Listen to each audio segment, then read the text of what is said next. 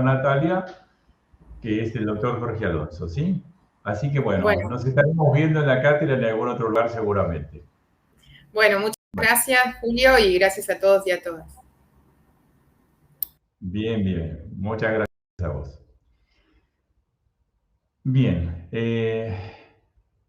ahora vamos a tratar de enfocarnos un poquito en el tema ya de la utilización del cannabis, ya no como fines recreacionales, sino con fines terapéuticos. Yo le quiero presentar a Jorge Alonso, a quien le agradezco enormemente su participación, porque en este momento él está fuera de Buenos Aires y Jorge Alonso es médico, especialista en clínica médica, es docente de la Facultad de Medicina, es director de varios cursos de posgrado en distintas universidades, en la UBA, en la Universidad Finisterre de Chile, en la Autónoma Chapingo de México, en la Católica de Curitiba en Brasil. Él es profesor además adjunto de farmacognosia, farmacobotánica y de fitofarmacia en la Facultad de Farmacia de la Universidad Maimónides. Él es presidente de la Sociedad Latinoamericana de Fitomedicina. Les quiero comentar que desde hace muchos años, en muchos de los servicios de toxicología, algunas de sus obras son motivo de consulta. Así que, por lo tanto, nosotros en el servicio de toxicología tenemos obras de este doctor y que eran motivo frecuente para determinado tipo de patologías y de pacientes. Así que, bueno, vamos a dar paso a este video y sobre el final va a quedar la posibilidad de hacer preguntas porque él se va a acoplar para que podamos tener la posibilidad de responder una serie de inquietudes que ya veo que hay varias. Adelante nomás. Toda la información, todos los papers, toda la información científica. ¿Qué tal? ¿Cómo les va? Muy buenas tardes. Muchísimas gracias por permitirme estar con todos ustedes, colegas y amigos, para hablar de una temática que es muy importante en estos días, especialmente en todo lo que concierne a la legislación que hay sobre cannabis medicinal y las posibilidades de aplicación de este importantísimo recurso dentro de lo que es la cuestión específicamente médica. Vamos a ir viendo entonces un poco cómo se ha desarrollado todo este tema del cannabis, algunas pequeñas anotaciones respecto a antecedentes históricos y luego vamos a ir viendo las propuestas de tratamiento referidos a este recurso. En principio tenemos que tener en cuenta que la planta de cannabis es una planta exótica. Esto significa no crece en nuestro país, es una planta que hay que adaptarla a las condiciones climáticas de nuestro entorno. Es una planta que tiene en realidad distintas variedades. La planta original es Cannabis sativa, de la cual hay dos variedades, Cannabis sativa variedad sativa y Cannabis sativa variedad índica. Luego hay otra que se llama Cannabis ruderale, que es más escasa de encontrar, pero de la cual se ha servido mucho la industria para la obtención del cáñamo, que es la fibra de la cual también tiene muchos usos e implicancias industriales. A partir entonces de las distintas variedades que se han desarrollado, que son estas dos, se han hecho hibridaciones, se han hecho experiencias genéticas con las cuales hoy podemos tener híbridos con gran diversidad de cannabinoides. Esto va a permitir de algún modo que la industria farmacéutica pueda regular la cantidad exacta de cannabinoides en los productos finales terminados. Respecto a la palabra esta cáñamo, bueno, les dije que Cannabis ruderale es una de las fuentes, pero también a través de muchos híbridos que se han hecho, especialmente híbridos donde hay determinada cantidad de CBD, pero no de THC. Recordemos que THC, como bien ya se ha dicho, es el compuesto psicoactivo. La legislación internacional al momento, esto siempre va cambiando año tras año, ha regulado que aproximadamente hasta 0.3 de THC en las muestras va a ser permitido en base a hablar de cáñamo, cuyo nombre en inglés sería hemp. Entonces, el cáñamo son plantas derivadas justamente de estos entrecruzamientos o derivados directamente de Cannabis ruderalis, en la cual el concentrado de THC tiene que ser por debajo de 0,3, la concentración de CBD puede variar, eso va a ir en función luego de aplicaciones medicinales o industriales. No es un cultivo fácil, hay que regularlo bastante bien, se hacen cultivos primero indoor, que son bajo techo, bajo condiciones especiales, y luego se puede salir a lo que es el outdoor, hacia afuera, donde también lógicamente las condiciones ambientales, temperatura, humedad, vientos, etcétera, va a permitir obtener o no un producto que pueda tener calidad medicinal. Más que nada, las condiciones outdoor permiten que se pueda trabajar con cannabis más para uso industrial, y las condiciones indoor, en invernaderos, bajo techo, son más que nada las que van a permitir obtener aceites para lo que es el uso específicamente medicinal. Respecto a la planta en sí de marihuana, la planta tiene un uso realmente ancestral. Lo que se usa medicinalmente son los cogollos femeninos, es esa parte florida que ustedes están viendo en esta foto. Estos cogollos luego tienen un proceso especial de secado para que se produzca la decarboxilación, lo cual va a permitir que compuestos primarios puedan transformarse en los cannabinoides conocidos, especialmente el CBD y el THC. Esta planta hay referencias de uso, bueno, desde la India, desde China, de hace muchísimo tiempo. Ya Galeno en el siglo I hablaba de que generaba hilaridad, goce, ¿no es cierto?, que está de algún modo relacionado con los usos recreativos. La primera Biblia había sido confeccionada justamente con fibra de cáñamo en cuanto a las hojas, justamente. Cuadros como los de Van Gogh y de Rembrandt también habían sido elaborados y fabricados con fibra precisamente de cáñamo. La medicina ayurveda, que es una medicina muy antigua, ya la recomendó para los trastornos de ansiedad, y los primeros jeans, de algún modo, también han sido fabricados con fibra de cáñamo. Por lo tanto, dentro de la cuestión histórica hay mucho uso de la cuestión relacionada con la fibra industrial. Fíjense que en 1753 Carl von Linneo, que fue el gran botánico que hizo la descripción prácticamente de la mayoría de las principales especies botánicas, hizo la descripción específica anatómica que tiene hoy en día el cannabis, ¿no es cierto? Hoy tenemos entonces esa primera referencia de descripción completa de la planta.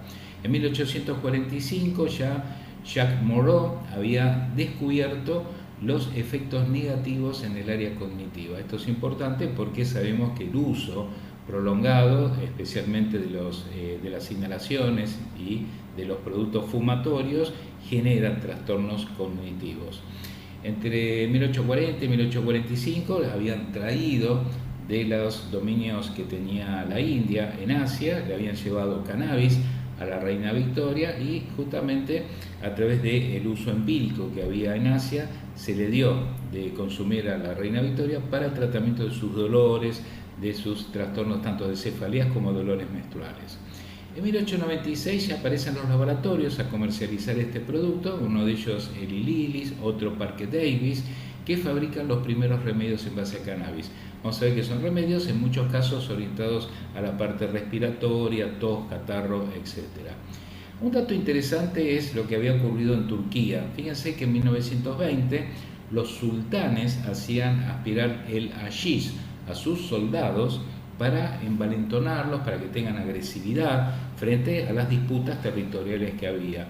De ese modo, fíjense que el hashish, que es un concentrado muy importante de cannabis, en el cual hay muy alta concentración de THC, eso generaba cierta virulencia en el comportamiento, lo cual hizo que, fíjense, de la palabra hashish surja la palabra asesino. Hashish, hashishin, asesino, ¿no? O sea, dando a entender precisamente esa virulencia y hasta deseos de matar hacia el rival.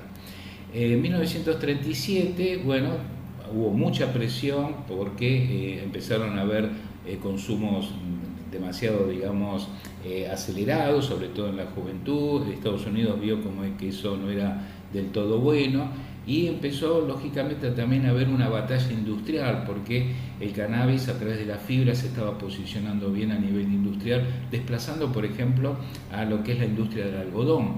Entonces eso generó demasiadas rencillas, demasiadas disputas, y por eso finalmente, quizás muy fuertemente apoyado por la cuestión industrial, porque la industria algodonera era muy fuerte, eso digamos se escaló hasta la parte medicinal, donde se vio que también había ciertos problemas, especialmente los chicos que estaban consumiendo jarabes para la tos en base a marihuana. Por lo tanto, entonces se sacó de la farmacopea.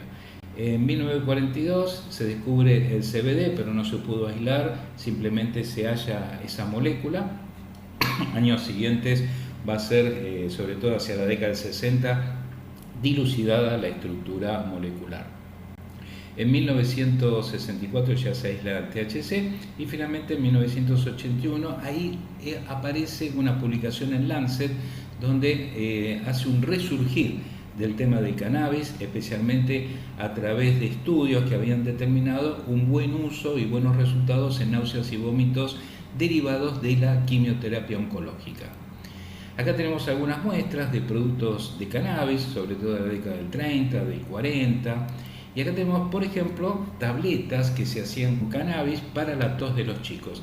Fíjense, por ejemplo, que estas tabletas tenían, más allá del extracto de cannabis, tenían extracto de beleño negro, que era una de las plantas que a veces había sido señalada como usadas por las brujas de la antigüedad, que eran simplemente campesinas que utilizaban las plantas con fines medicinales, bueno, a través de una cosmovisión especial, ¿no es cierto?, del uso de algunas plantas alucinógenas. Pero bueno, se utilizaba, fíjense, beleño negro, ipecacuana, que tiene también un efecto sobre la tos, y lima, como para darle un poco de sabor también a estas tabletas. Eran 6 tabletas a disolver en agua, y sí, perfecto, era muy bueno para la tos, pero llegó un momento, como decimos a veces risueñamente, que era muy efectivo hasta que el niño empezaba a ver elefantes verdes de colores volando, ¿no? Ahí se dieron cuenta de que había un efecto por demás desde lo que era el posible beneficio antitusivo, y eso hizo también que se retirara finalmente de las farmacopeas. Fíjense que había también hasta jarabe de heroína, que lo hacía Bayer, que se daba también para la tos. Las carrocerías de auto fueron una de las implicancias muy interesantes de uso industrial del cannabis, autopartes realmente muy pero muy duras. Esto lo hizo Henry Ford, ya hizo su primer modelo en 1937, y después hacia 1940 quiso escalarlo un poco más, pero hubo un avance muy importante sobre la prohibición del cannabis, y como que si se iban a hacer autopartes o se iba a hacer carrocería en base a cannabis, y eso iba a permitir que haya cultivos nuevamente, y se pensaba que esos cultivos podían también direccionar a la parte recreativa. Por lo tanto, no tuvo mucho éxito el tema del cannabis en cuanto a las carrocerías de autos. En 2020, el 3 de diciembre, la Comisión de Estupefacientes de la Organización Mundial de las Naciones Unidas, de la Organización de las Naciones Unidas, había votado a favor de retirar la marihuana de la lista de estupefacientes. La elección fue bastante reñida, fíjense que hubo 27 votos a favor, 25 en contra, una abstención, pero bueno, se decidió, digamos, que no forme parte ya de la lista de estupefacientes en tanto y en cuanto sea un exclusivo uso medicinal. Esto deja de lado lo que es el uso recreativo o cualquier uso, digamos, por así decirlo, no científico o avalado científicamente, ¿no es cierto? Así que esto es importante señalarlo, porque estamos en vísperas de también generar una suerte, digamos, de liberación del consumo de marihuana con fines recreativos, y por ahora las Naciones Unidas no han dado el fallo a favor de todo esto. En 2021, el Senado ya dio media sanción a la ley que regula la producción industrial de cannabis y sus derivados, tanto en el Senado nuestro, fue a través de 56 votos a favor, 5 en contra, una abstención, lo cual, bueno, tuvo una amplia mayoría. Falta la media sanción final para tener en cuenta, digamos, todo el paquete que va a estar involucrado en lo que es investigación, fabricación y generación de productos en base al cannabis. Por ejemplo, todavía no sabemos las concentraciones de THC que puedan estar permitidas en los productos finales.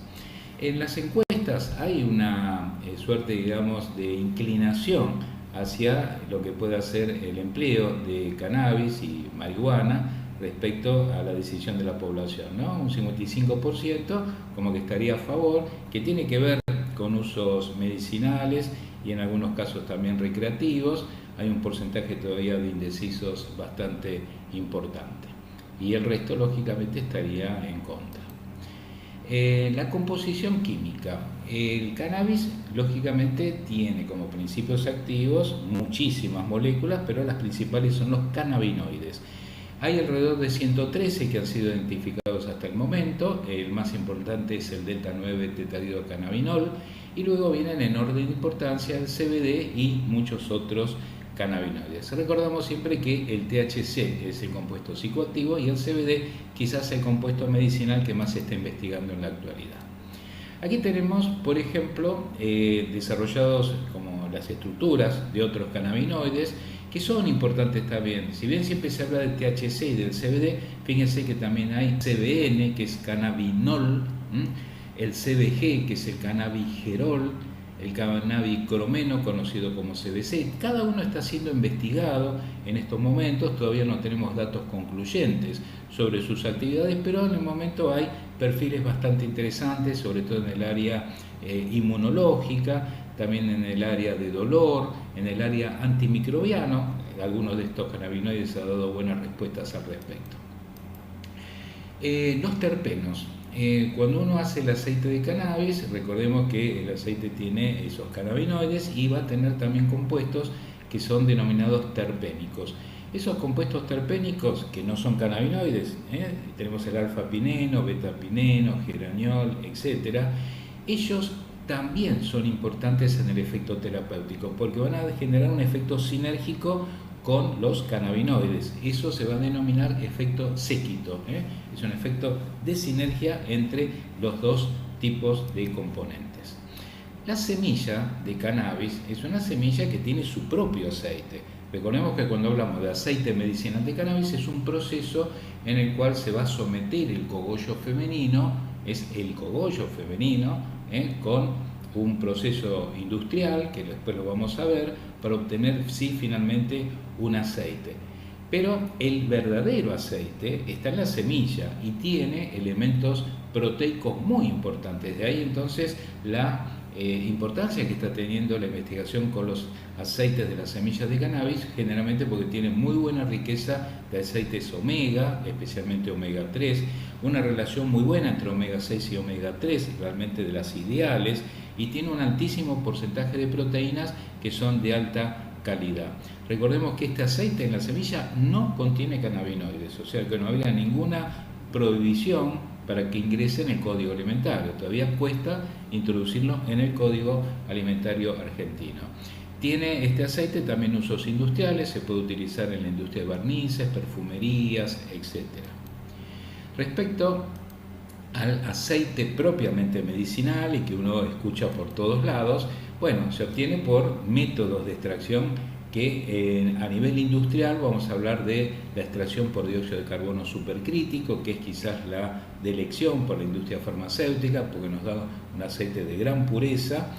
El etanol es otro método de extracción que genera rindes bastante buenos, a veces superior al dióxido de carbono, pero tiene ese riesgo de que el etanol es explosivo. Han ocurrido accidentes importantes, incluso hasta pequeños aparatitos que hacen extracciones con etanol, que se hacen a nivel casero, también han explotado, así que tener mucho cuidado, ¿no? Por eso la industria a nivel farmacéutico se inclina más por el método de extracción de dióxido de carbono supercrítico. La extracción con aceite de oliva es un método casero que se usa muchas veces, bueno, en los casos donde se usan aceites que se están comercializando muchas veces a través de las redes, a través de lugares de venta libre, bueno, no son lógicamente para nada seguros. Muchos de ellos hasta son aceites que están hechos con plantas con muchísima concentración de THC, porque son plantas de consumidores recreativos. El consumidor recreativo lo que busca es tener plantitas de THC, no de CBD, y con eso hacen aceites y lo andan distribuyendo, y eso es muy peligroso. Ya se han detectado casos de internaciones en chicos por el consumo de ese aceite, chiquitos con epilepsia refractaria, que mientras no había producto le daban ese aceite y lamentablemente hubo problemas.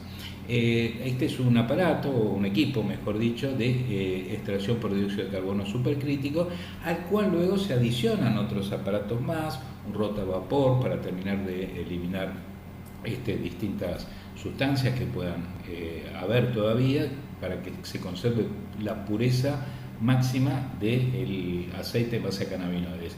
Y luego hay otro aparato conocido como remediador que puede llegar a bajar o subir los niveles de cannabinoides en función de lo que está buscando la industria farmacéutica. Como a veces se pone un límite de THC que no supere de pronto 0,3 y todo el proceso a lo mejor dio 0,5, entonces ese aparato remediador puede bajar de 0,5 a 0,3 la concentración de THC para que pueda ser aprobado desde el punto de vista farmacéutico. Bueno, las plantas, como dijimos, son conocidas como plantas femeninas o plantas feminizadas. Hay muchísimas variantes o híbridos. Prácticamente al año 2021 hay prácticamente alrededor de 700 híbridos señalados con distintas concentraciones precisamente de THC. Vamos a tener plantas que tienen entre 5 y 10% de THC o plantas que pueden tener más cantidad, 15 o 20% o incluso más de THC. Y están las variantes de plantas que van a tener CBD, que es lo que se está usando a nivel medicinal. Por ejemplo, ratios o relaciones entre CBD20 y THC1, ratios que tienen 15 y THC 0.6, ratios con CBD3 y THC2. Atención, porque uno dice, pero usted ha dicho que hasta 0.3 de THC se permite. Bueno, pero hay patologías que van a requerir más cantidad de THC. Entonces va a haber permisos especiales para algunos productos en función de que la evidencia clínica indique que se requiera realmente una mayor concentración de THC.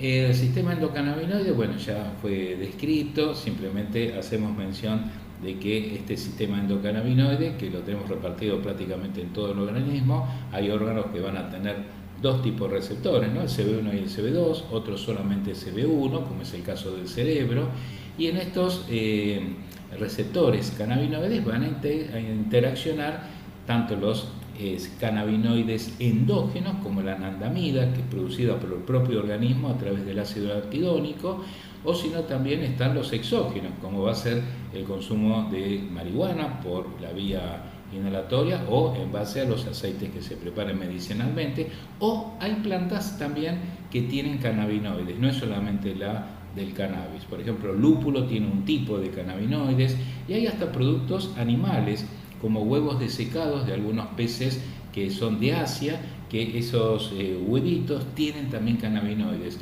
constituyen platos gourmet muy caros, lógicamente porque bueno, es todo un tema exótico de sofisticación, pero recordemos entonces que también hay bases en fuentes animales que pueden proporcionar este tipo de principio activo. No nos olvidemos de nuestras mascotas, que también tienen su sistema cannabinoide muy parecido al ser humano, por eso la rama veterinaria es muy importante en la industria del cannabis también. Bueno, las propuestas de usos terapéuticos del cannabis. Primero, ya tenemos productos, muchos de ellos que están aprobados de hace varios años, que son en base a hemisíntesis. Por ejemplo, para náuseas y vómitos, lo que se han hecho son análogos del THC. ¿Por qué? Porque la gente que fumaba, de pronto decía, y que tenían un problema oncológico, se hacían la quimio y decían, fumando no siento tantas náuseas, tantos vómitos. Y ahí se interpretó que efectivamente el THC tenía un comportamiento a nivel del bulbo, que es el centro justamente de la emesis, y lo que se hace, como la industria farmacéutica no permite, lógicamente, que un paciente fume su porro para paliar esta situación, se han hecho entonces análogos. Esos análogos semisintéticos tenemos la nabilona, y tenemos el dronabinol, ¿no? Que son productos autorizados justamente por la FDA de Estados Unidos. Para neuroprotección se ha desarrollado el dexanabinol, pero todavía no tenemos productos en el mercado. Para estimular el apetito es otro análogo del THC, vuelve a aparecer aquí el dronabinol. Justamente la gente que fumaba marihuana reconocía que le incrementaba el apetito. Entonces de ahí se aprobó productos en base a análogos de THC. En esclerosis múltiple, esto es un hallazgo realmente muy importante porque combate muy bien los espasmos dolorosos que tienen estos pacientes y son productos en base a una mezcla que tiene cannabidiol y THC. El producto, por ejemplo, es conocido como Sativex y es un producto que se aplica de manera sublingual. En glaucoma se han desarrollado algunos colirios como el navoxato, pero todavía no están en circulación y aprobados para uso clínico. En epilepsia refractaria, sí, el CBD es uno de los productos que más ha sido estudiado, el cannabidiol, y el primer producto aprobado, reconocido por la FDA, fue el Epidiolex. Estos ya son entonces productos que tienen un recorrido farmacéutico desde hace algunos años, ¿no? Fíjense en el marinol, dronabinol, que es para incrementar el apetito en condiciones de pacientes muy demacrados, pacientes con HIV, pacientes oncológicos. Se venden cápsulas de 2,5, 5 o 10 miligramos y ya está aprobado desde 1999. Ahí tienen el prospecto de este producto. En esclerosis múltiple, como les dije, tenemos el Sativex, que tiene una concentración bastante equivalente entre CBD y THC. Tenemos delta 9 2,7 y tenemos CBD 2,5, casi una relación 1 a 1. Esto se aplica, como les dije, de manera sublingual. Acá tenemos países que ya tienen aprobado el Sativex. Como pueden ver, no está Argentina entre esos países. Como antiemético, el Cesamet, que es nabilona, que es también análogo del THC. Bueno, vamos a hablar un poquito de los niveles de evidencia del cannabidiol. Acá les voy a tratar de hacer un resumen, lógicamente, porque hay mucha evidencia, pero bueno, también hay muchos trabajos, no todos son del todo consistentes. Hay trabajos que apuntan bien, pero le falta mayor casuística, mayor N de pacientes. Por lo tanto, vamos a ver entonces hasta dónde tenemos evidencia como para empezar a pensar en aplicar estos productos. En principio, recordemos simplemente que el CBD fue aislado en la década del 60, reconocida su interpretación química, ¿no es cierto?, o su estructura química, por el grupo de Meshoulam y colaboradores, que es un grupo de Israel. El doctor Meshoulam, si bien lo hizo todo en la década del 60, aún sigue trabajando, aún sigue dando conferencias relacionadas con todo esto. Tuve la inmensa suerte y placer del año pasado, en pandemia, poder justamente dar una conferencia dentro de un congreso donde estaba también dando sus cátedras el doctor Meshoulam. Así que bueno, es el gran referente indudablemente de las investigaciones con CBD. Lo interesante del CBD, y lo interesante y quizá paradójico, es que no actúa sobre los receptores CB1 y CB2. Por ejemplo, el THC tiene una afinidad, por ejemplo, el cerebro con receptores CB1. Pero el CBD, el cannabidiol, no tiene esa afinidad, entonces tiene vías indirectas. Al parecer, por ejemplo, se comporta como un antagonista de receptores GPR55 en el núcleo caudado del putamen, tiene como un efecto, digamos, compensador sobre el THC. Es decir, si hay mucho THC generando efectos estimulantes, como que el CBD puede contrarrestar también eso.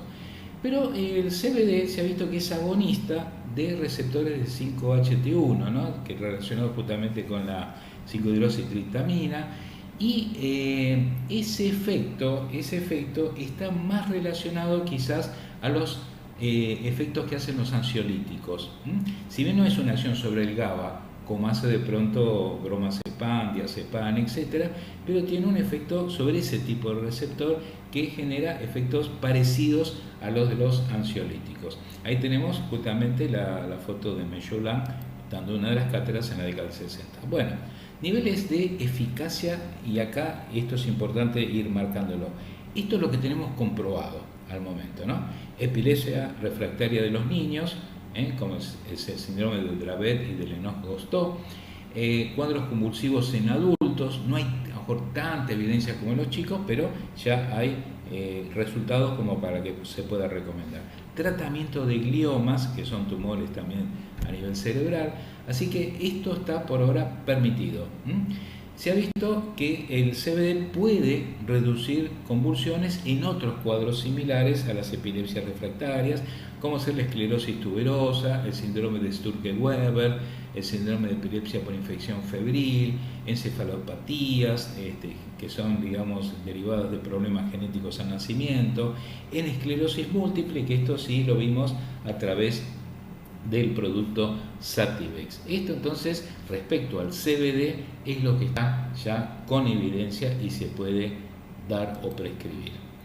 Ahora bien, ustedes han visto que existen muchos casos que se comentan: yo con estas gotitas de aceite duermo muy bien, a mí se me fue el TOC, tuve trastornos de ansiedad y ahora ando fenómeno, perfecto. Bueno, hay una serie de evidencias que están intermedias, pero todavía le falta un poco más de recorrido y de casuística.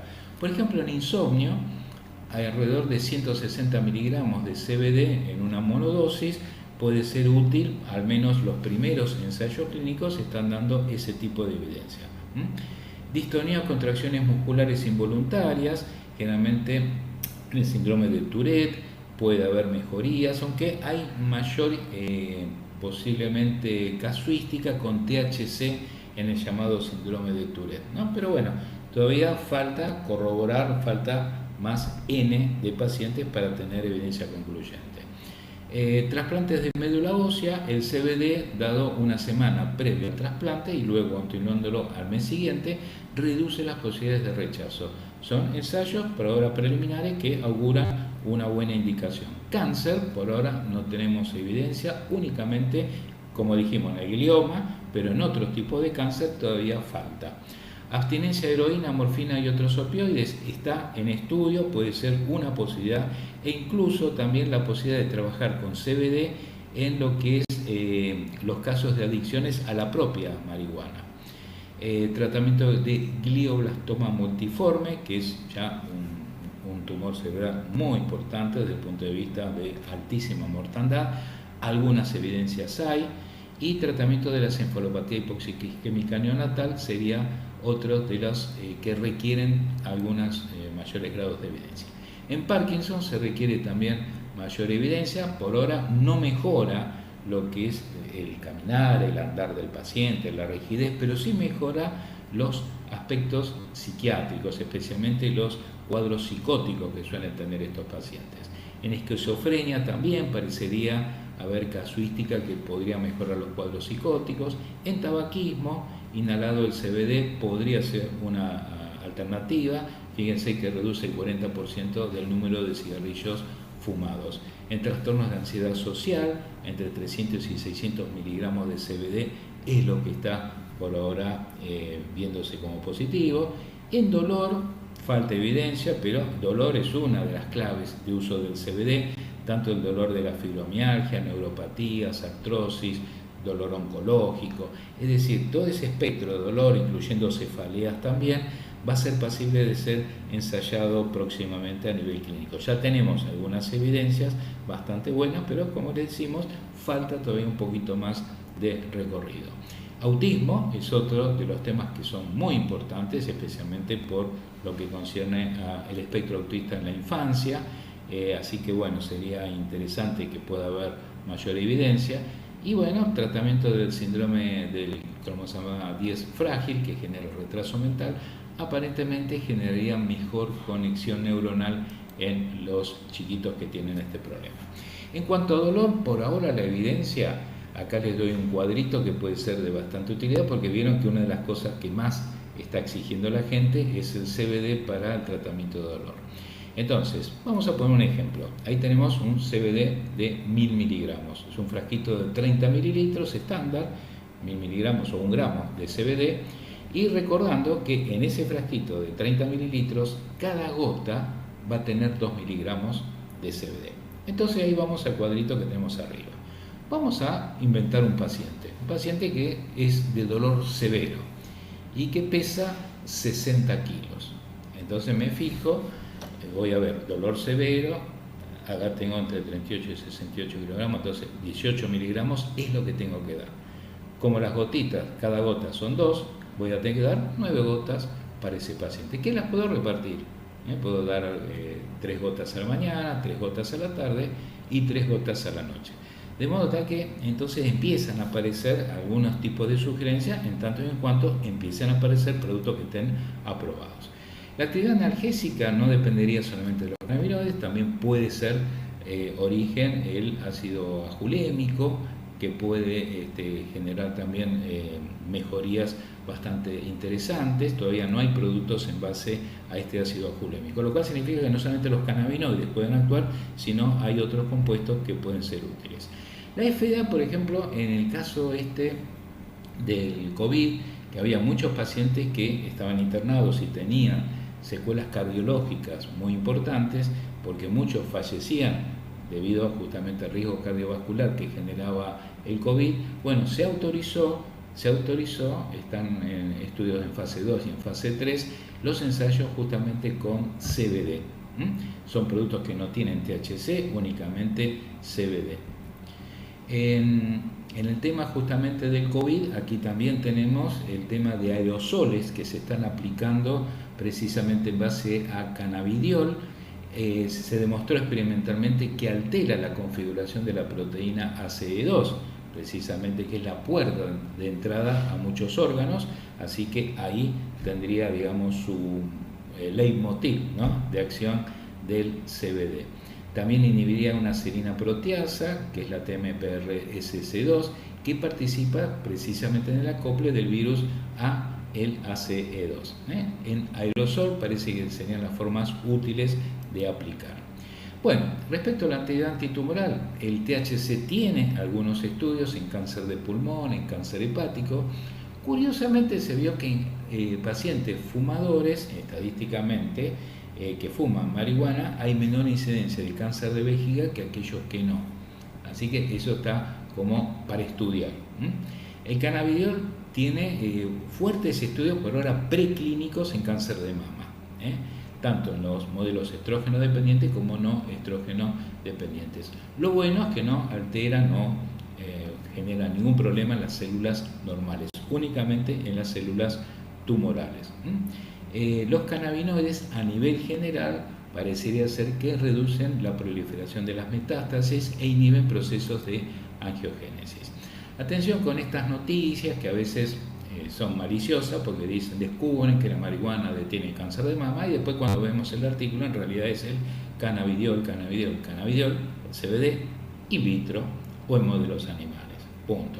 Pero estos artículos son los que buscan muchas veces los fumadores recreativos para que se le habilite el hecho del consumo del cigarrillo en función de un paraguas medicinal, ¿no es cierto? Así que bueno, atención con estas cosas.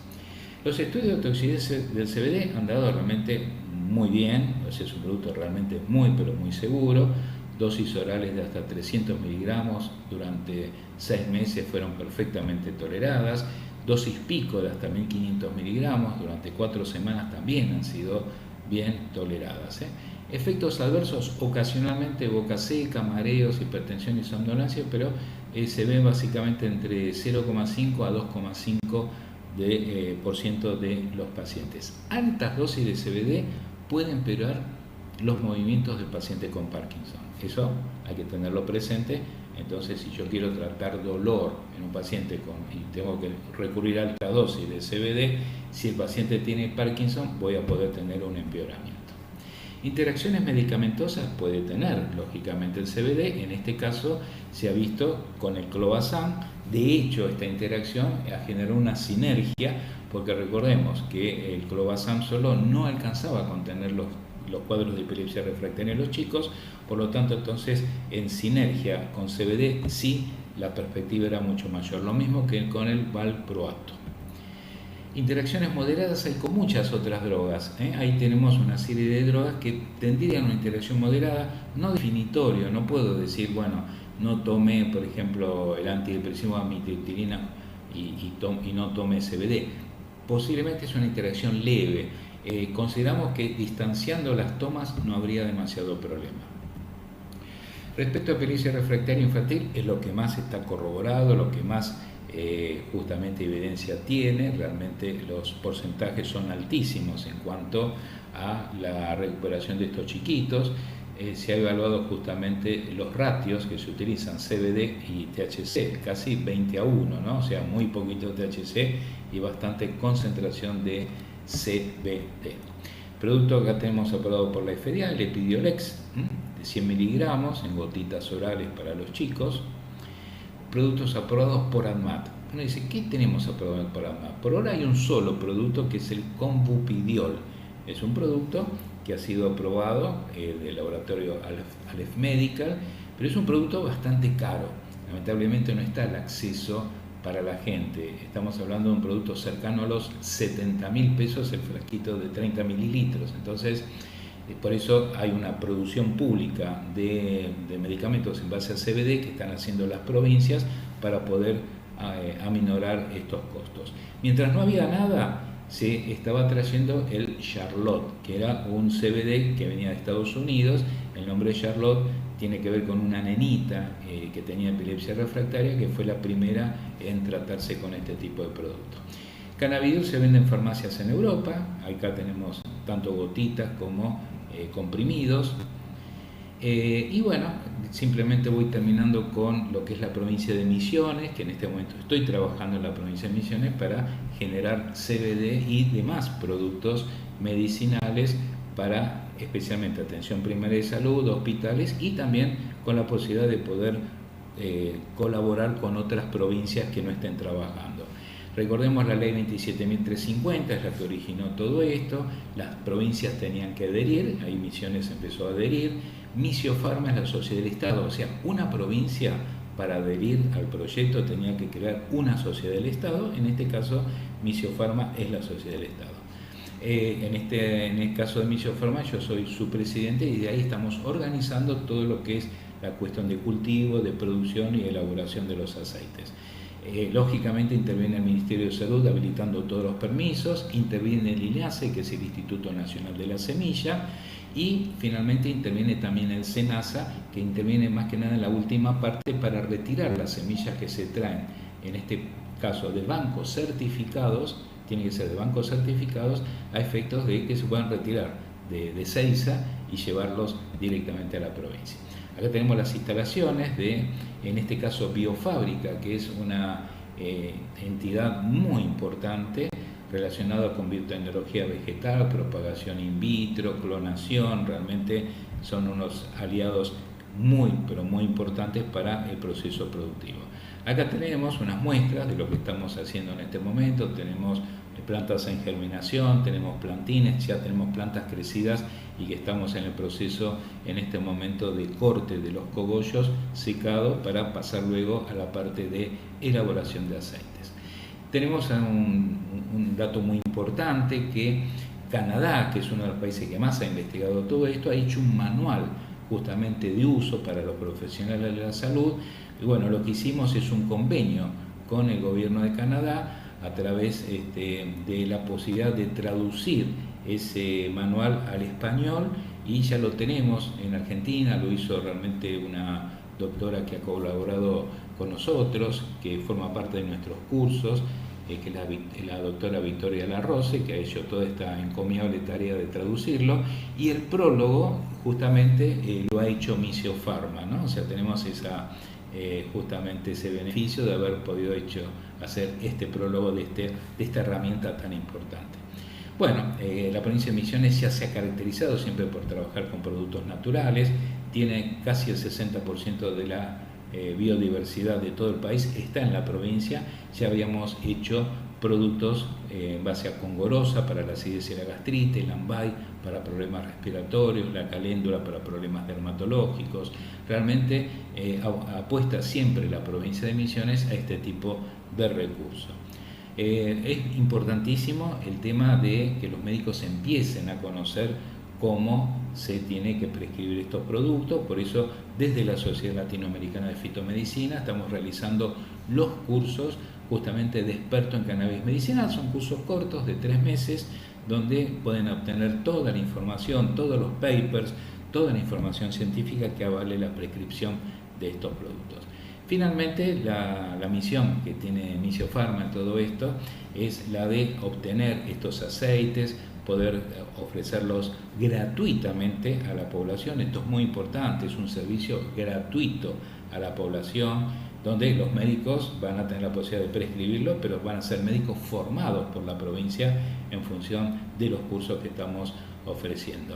Esto es un dato muy importante porque justamente la gratuidad permite el acceso precisamente hacia este tipo de productos. Lo mismo que los hospitales públicos van a tener también la posibilidad de llevarse estos productos. Y lógicamente obras sociales que lo quieran tener se van a poder comprar por farmacia, eso sí va a tener un costo, pero van a poder también las prepagas y obras sociales poder tener este producto pero tan importante. Así que bueno, yo les quiero dar las palabras finales, simplemente resaltando esto, ¿no? Estas plantas son ceremoniales desde hace muchísimo tiempo. Han sido utilizadas por muchísimas civilizaciones y no lo han hecho con el fin de drogarse, de hacer usos recreativos, sino justamente lo ceremonial tenía que ver con el acto médico. Los aceites de cannabis deben ser estandarizados. Tienen que tener todos los controles de calidad, microbiológicos, etcétera, que permitan la cuantificación de sus componentes para dar la seguridad, eficacia y calidad que requiere todo esto. Tienen que ser expedidos por farmacia. No puede ser que alguien, un vecino, te lo entregue, así que tiene que haber una suerte de convenio, ¿no? Donde el farmacéutico cumple un rol muy importante en todo esto. Tenemos que diferenciar algunas pruebas in vitro que están utilizando algunos para poder aprovecharlo para sus fines recreativos, y los ensayos clínicos son los que realmente dictaminan el efecto que va a ser aplicado. Las evidencias medicinales personales no validan un uso. Por más que uno diga, a mí me curó la jaqueca, se me dejó de caer el pelo, bueno, tiene que haber siempre un correlato clínico detrás de todo esto. Educar en base a información no sesgada, atención con esto, no sesgada, y por último, que no haya un aprovechamiento político del empleo de esta planta. Bueno, les agradezco muchísimo la posibilidad de haber estado con todos ustedes y quedo a la espera de que pueda haber alguna pregunta para responder. Muchísimas gracias.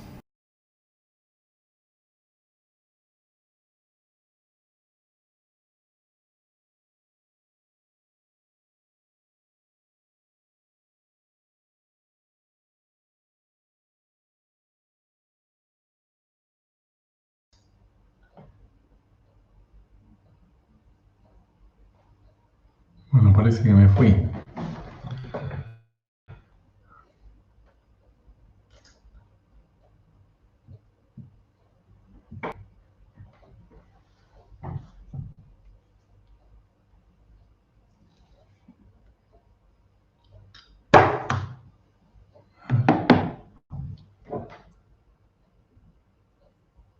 Yo te veo, Julio, ¿eh? Te veo y te escucho perfectamente bien. ¿Me escuchás vos? Julio, ¿me escuchás? A ver si. Ahora sí. Bueno, muy lindo, muy serio lo que presentó Alonso. Es una persona, se ve que tiene mucha experiencia en este tema. Exactamente. No sé si vos querés hacer algún comentario antes de leer las Yo preguntas. no sé si Alonso está en este momento acoplado o no con nosotros. Él, pareciera que está. Jorge, si podés darte, a ver, si podés darte voz y pantalla. Porque la idea era justamente que él, después del video, pudiera ingresar y sí. No sé si, a ver si lo vemos por alguna parte. Yo no lo Claro, estoy viendo en este momento. pero no está conectado ni está con vos. Bueno, ¿Me escucha? está bien. Hay una de las... sí, no sé. No, a ver, lo veo a Miguel. Ahí está. Hola. Hola, Jorge. ¿Cómo estás? Bueno, muy agradecido por tu exposición. Muy agradecido por tu exposición. Por supuesto que la vastedad del tema es inmensa Y por supuesto que también hay muchas posiciones al respecto, pero desde el punto de vista clínico, a nosotros como clínicos nos tiene que interesar también ver las posibilidades terapéuticas de esto como una buena herramienta y justamente separar todo aquello que sea algo que no tiene nada que ver con lo terapéutico en sí. Ya sea aquella gente que con buenas intenciones hace cultivos y hace en forma no controlada determinado tipo de productos que inclusive se venden, como aquellos otros que están en la otra vereda, que es el consumo recreacional, tratando de hacer creer que este consumo es terapéutico también, ¿no? Por eso, realmente importante todos los puntos que fuiste marcando, y muy interesante que una provincia como Misiones tenga, digamos, esta posibilidad, y bueno, y te felicito que estés a cargo de toda esta iniciativa, ¿no? Bueno, muchísimas gracias. Realmente es un placer compartir con todos ustedes, con la querida Asociación Médica Argentina. Y realmente la provincia de Misiones tiene el propósito de generar un aceite que esté al alcance de todos, porque realmente lo que está aprobado al momento se ha hecho inaccesible y consideramos que la producción pública de medicamentos puede ser una herramienta fundamental del Estado para llegar a los sectores carenciados. Sí, exactamente, exactamente. Jorge, no sé si te estás viendo la pantalla. Hay algunas preguntas que te hace el auditorio. No sé si accedes a las preguntas. ¿Las ves? Sí, estoy. Una dice, bueno, el uso de cannabis en pacientes oncológicos, ¿cómo se titularía? Lo que pasa es que en uso oncológico todavía no tenemos aprobado con ensayos clínicos, de modo tal que por ahora, así como lo dije hace un ratito, estamos en buscando evidencia. Por ahora lo único que hay son gliomas, en este caso está autorizado por la FDA, se da en pacientes justamente con tumores, son gliomas de chiquitos pediátricos por lo general, algunos adultos, pero es muy poca todavía la evidencia que hay. Está autorizado porque a veces no hay otro tratamiento que pueda ser efectivo. Pero en cáncer de mama, cáncer de útero, cáncer de colon, todavía no tenemos evidencia como para ya señalar dosis y esquemas de tratamiento. ¿En los gliomas qué hace? ¿Disminuye el crecimiento de los gliomas? Sí, se ha visto que disminuye el crecimiento y ha generado mayor expectativa de vida en los pacientes, sí. Perfecto. Acá un doctor pregunta una interesante, dice, ¿qué opina del uso de cannabis para aumentar el rendimiento deportivo? Bueno, no tenemos todavía demasiado respecto, digamos, al uso de cannabis en forma farmacéutica, estamos hablando, ¿no? Porque si se refiere quizás al rendimiento deportivo por fumar porro, no sería, digamos, lo usual. Lo que sí, el CBD no tenemos registro de que pueda mejorar el rendimiento deportivo, salvo de que pueda generar mayor tranquilidad frente a una contienda en donde haya mucho estrés. Por ahora, los comités olímpicos no permiten el uso de cannabinoides, considera de que son todavía sustancias no permitidas para mejorar el rendimiento deportivo. Jorge, ¿hay alguna información? Acá un médico te pregunta, siendo el uso controversial, cosa que en realidad hay un gran desconocimiento en la comunidad médica acerca de estas sustancias, si hay algún material bibliográfico que ustedes recomienden para que aquel que esté interesado pueda acceder a una literatura seria. ¿Hay alguna literatura, digamos, eso sencillo o no? Mostré recién, justamente la provincia de Misiones hizo el convenio con Canadá para poder traducir la obra del Ministerio de Salud de Canadá al español. Ya va a salir esto en edición próximamente y va a estar al alcance de todos los médicos. Así que cualquier cosita que se comuniquen conmigo y los ponemos al tanto. Buenísimo, eso es una cosa interesante. Julio, ¿vos querés hacer alguna pregunta? Sí, yo quiero destacar que, bueno, a Jorge lo hemos convocado en diferentes momentos, inclusive en nuestra cátedra, y hay gente que piensa que él, digamos, pensaba que él era inaccesible. No, todo lo contrario. Realmente era una persona sumamente accesible y que no retasea para nada sus conocimientos, cosa que es muy importante. Hay gente que me ha preguntado a mí si hay alguna experiencia en la neuralgia del trigémino que afecta a tanta cantidad de gente y el uso de cannabis, ¿sí?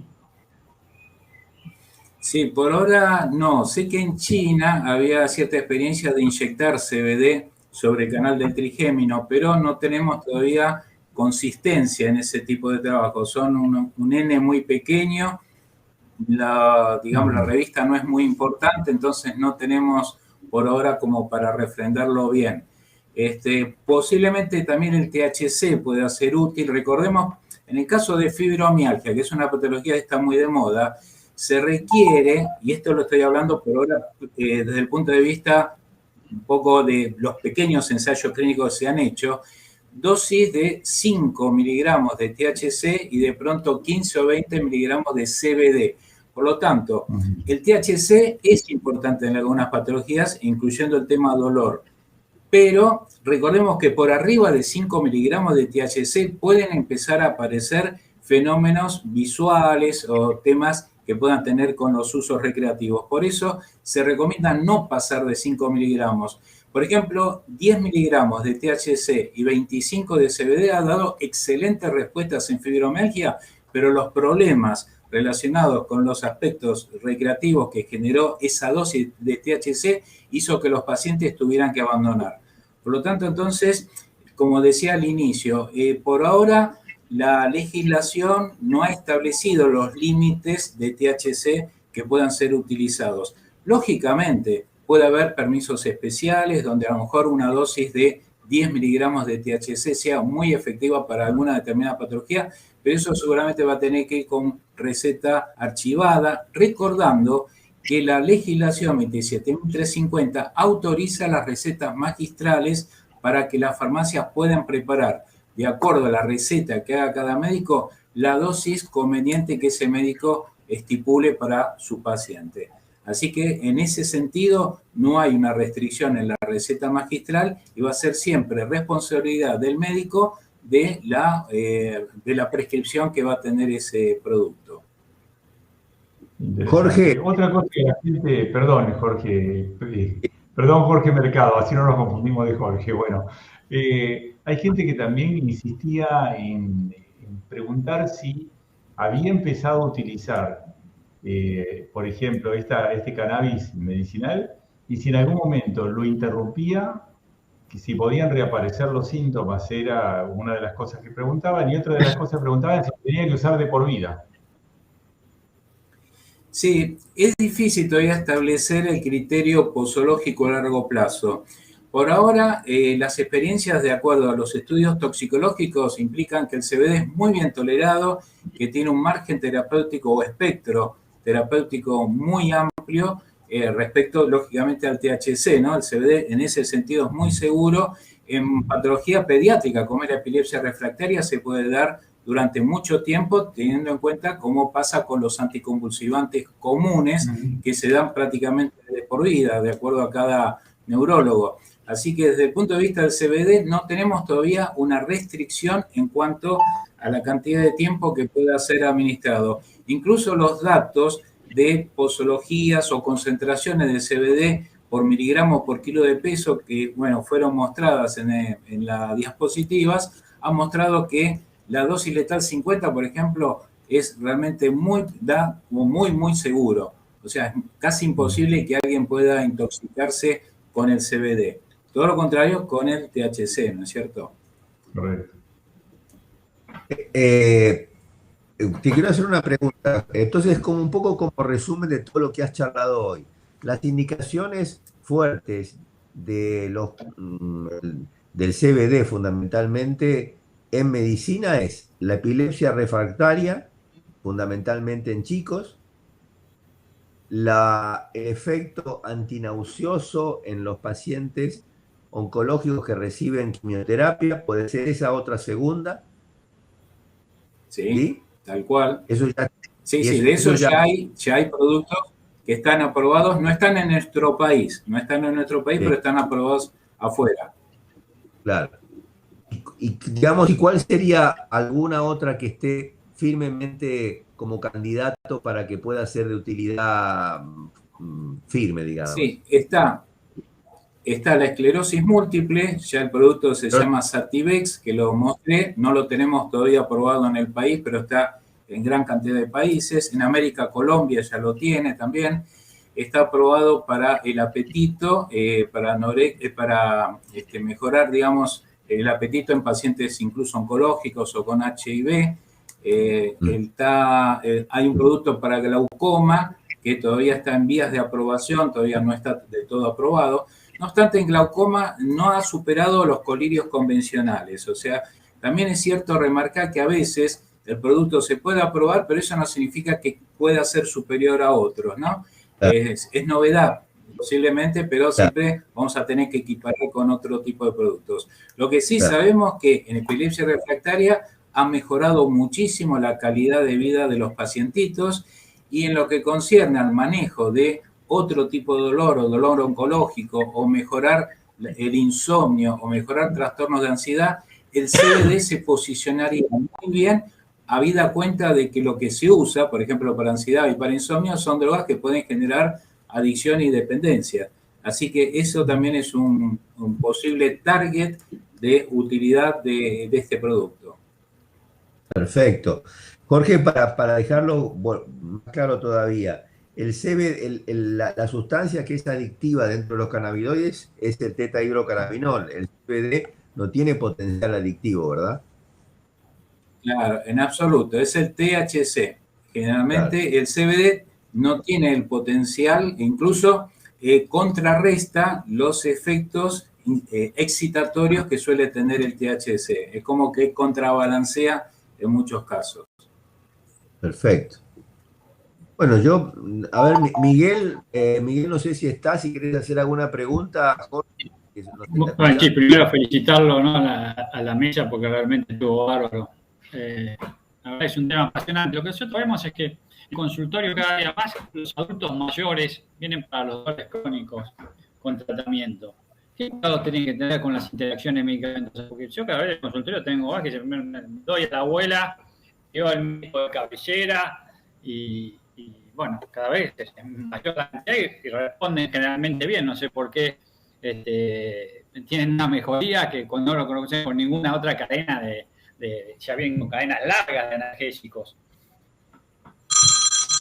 Sí, hay que tener cuidado, por ejemplo, en el caso de insomnio, que muchos pacientes dicen, no sabe doctor lo bien que duermo con este aceite que consiguió por vías informales, y los estudios que se hicieron de colegios farmacéuticos, de muestras que han tomado al azar, determinaron que muchos de esos aceites tenían clonazepam. O sea, ¿cómo no iba a dormir tan bien ese paciente? Porque están adulterados en muchos casos. Ese es un grave problema, porque muchos dicen, me quitó el dolor y de pronto tiene un diclofenac adentro.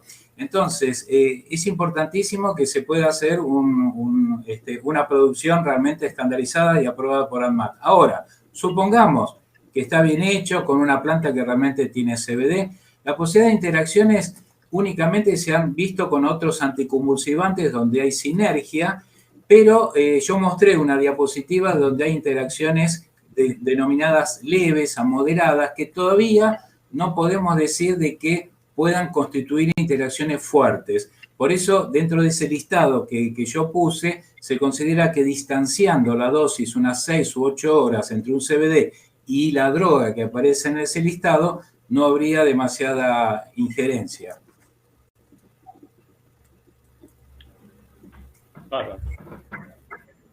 Bien. Bueno, Jorge, la verdad impecable, ¿sí? Así que esto, por supuesto, que da para muchas consultas, para muchas cosas, pero a veces uno lo que hace principalmente es sembrar inquietudes, ¿sí?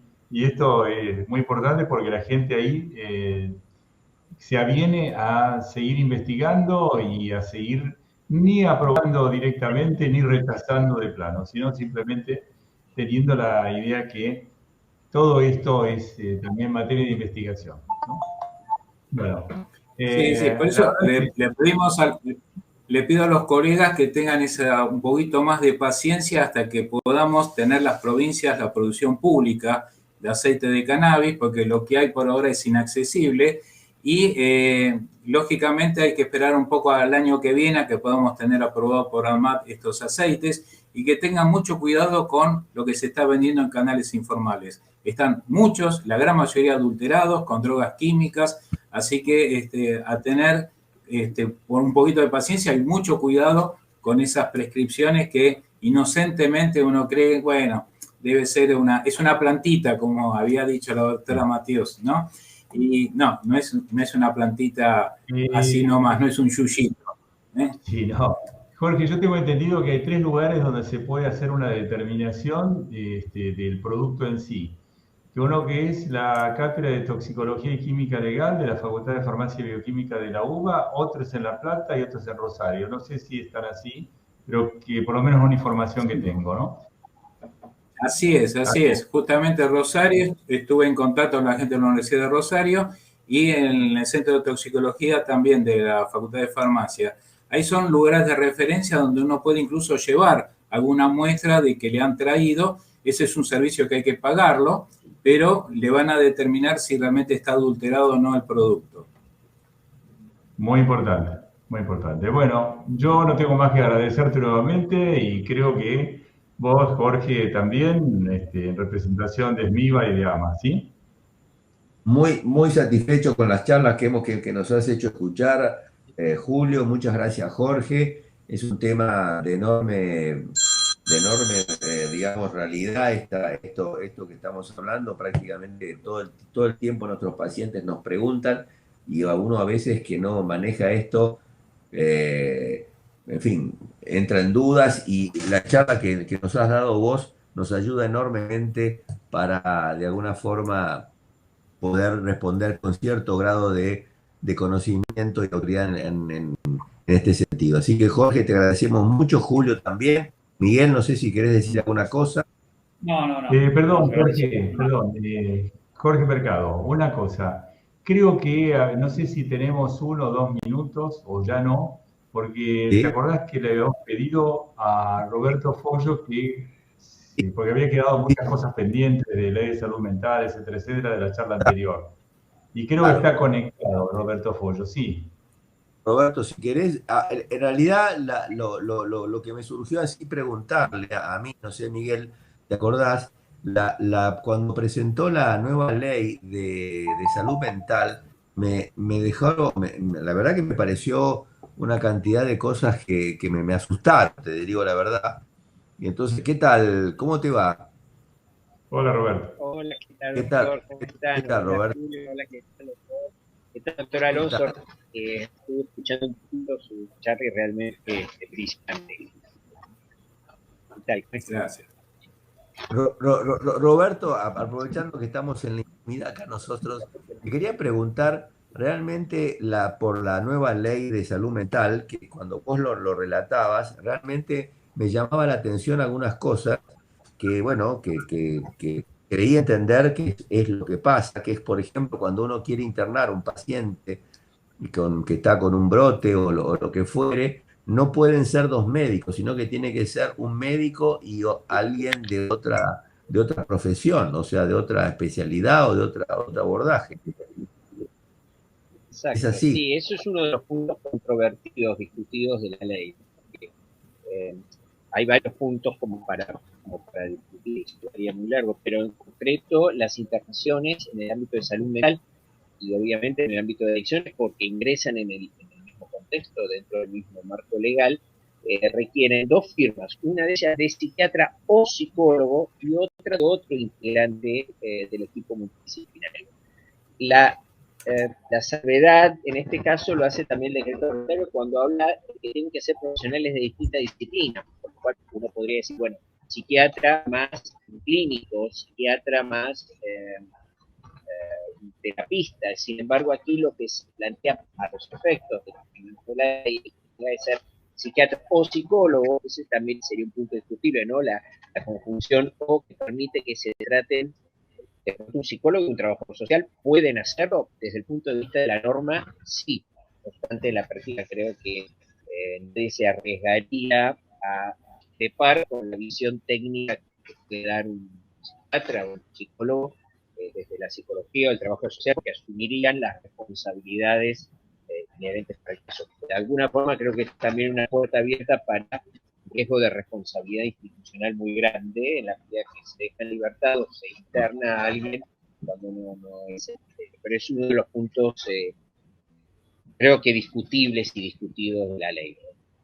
Claro, me llama la atención porque uno tiene la sensación de que una patología digamos, psicopatológica está dentro de las tantas enfermedades que uno enfrenta en la vida médica, y que de alguna manera este rubro las decisiones queden en manos de no médicos, me resulta, en fin, por lo menos, me llama la atención.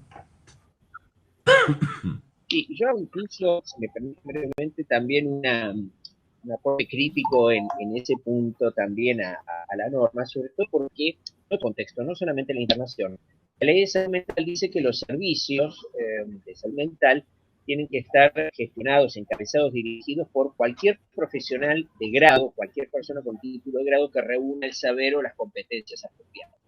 Ahora, de pronto uno podría decir sobre esa base, no es una cuestión contra el trabajo social ni contra la psicología, pero por ejemplo un psicoterapeuta podría llegar a ser jefe de un servicio de salud mental y estaríamos habilitando, o un psicólogo, estaríamos habilitando a que alguien pueda hacer ejercicio ilegal de la medicina, porque estaría administrando, aplicando cualquier tipo de terapia cuya condición es de exclusiva potestad para el ámbito médico. Es más, le está prohibido al médico por la ley 17.132, la ley de ejercicio de la medicina, actuar en relación de dependencia con quienes la ley considera su colaborador.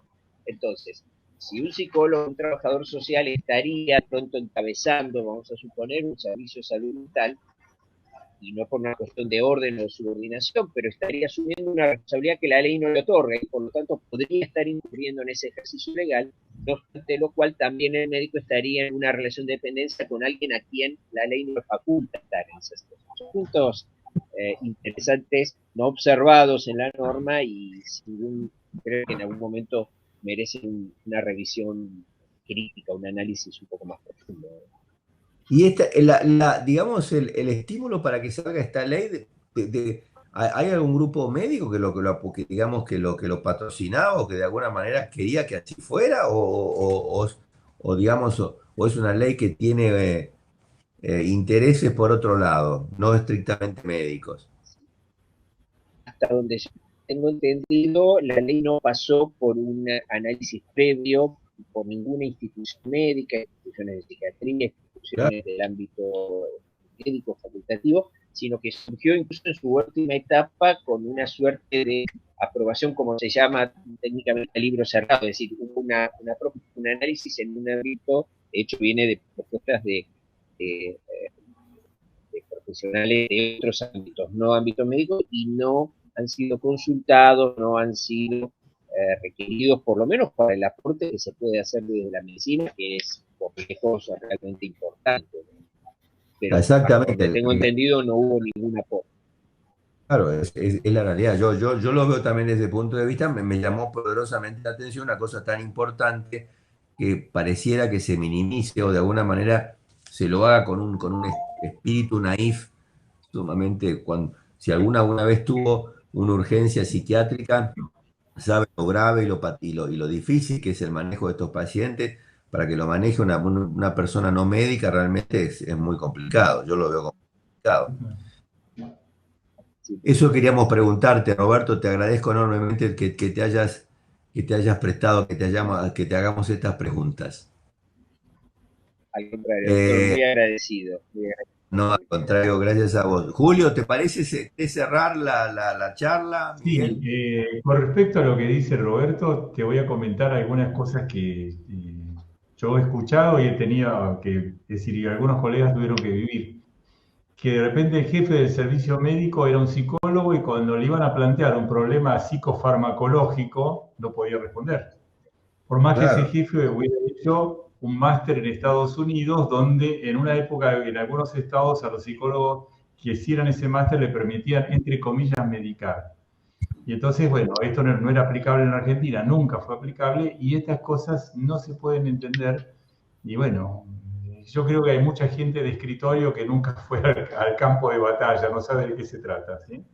Entonces, sí, yo te digo que, bueno, vos sabés que yo además soy psiquiatra y he tenido que estar en algunas lides de estas donde, bueno, de repente hay opiniones muy diversas y decía, no, pero yo no creo que no es para internación. Y bueno, vos decís, tenés otra mirada distinta y muy distinta, por ejemplo, del TES, del trabajador social. A veces más próxima a la del psicólogo, pero a veces muy distinta con respecto a otras profesiones, ¿no?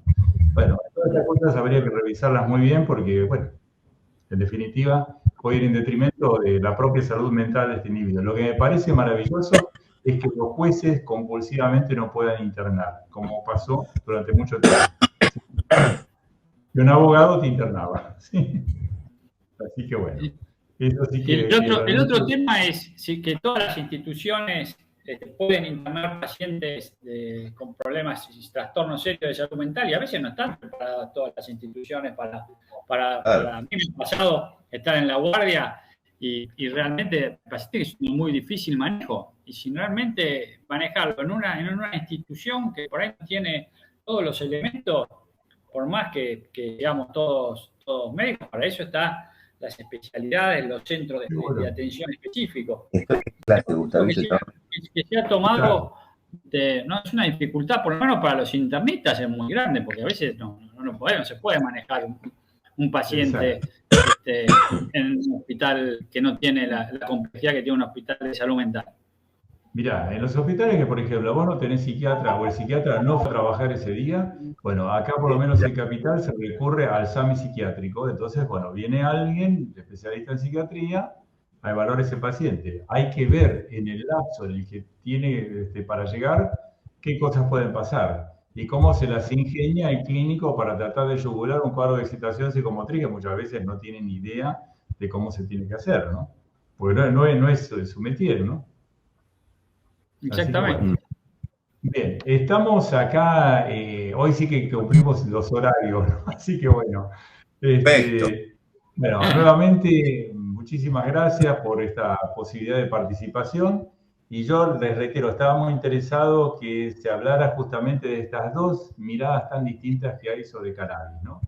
Y además que alguien como Jorge Alonso, que está muy empapado en el tema, también lo expusiera. Así que bueno, nuevamente muchas gracias y nos vemos en cualquier momento. Muchas gracias a todos. Gracias, Roberto, por volver a estar con nosotros. Un abrazo grande. Gracias, Julio. Excelente tu módulo. Muchas gracias. Muchas gracias a ustedes. Muchas gracias. Hasta luego.